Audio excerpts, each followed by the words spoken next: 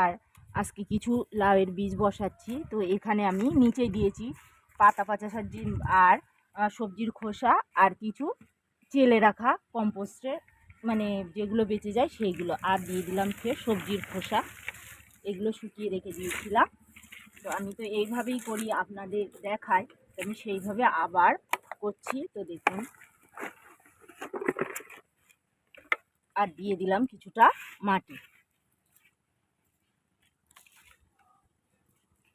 এবারে দেখুন আমি এখানে এইভাবে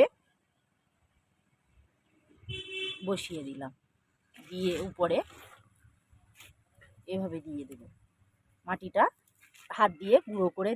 তো আমি লাউয়ের বীজ বসালাম, এই দেখুন এইভাবে শুয়ে এইভাবে বসিয়ে দেবেন, দিয়ে আমি গুঁড়ো করে উপরে মাটি দিয়ে দিলাম। এরপর আমি পুরো ভর্তি করে পানি দিয়ে দেব, কারণ এখন প্রচণ্ড গরম, দিয়ে একটু ছায়াযুক্ত জায়গায় রেখে দেব।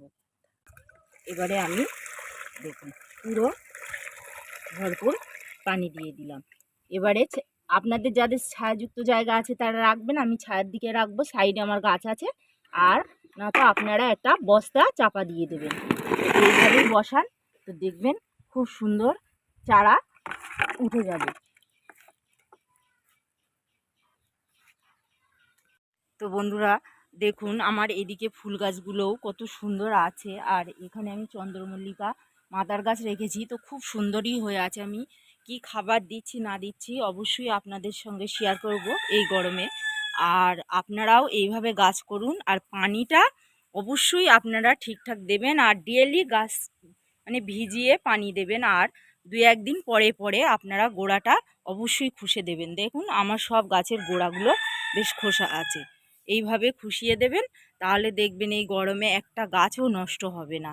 দেখছেন কত সুন্দর আছে। তো বন্ধুরা যদি ভিডিওটি ভালো লাগে লাইক কমেন্ট ও শেয়ার করবেন, আর আমার চ্যানেলে যদি নূতন থেকে থাকেন চ্যানেলটিকে সাবস্ক্রাইব করবেন।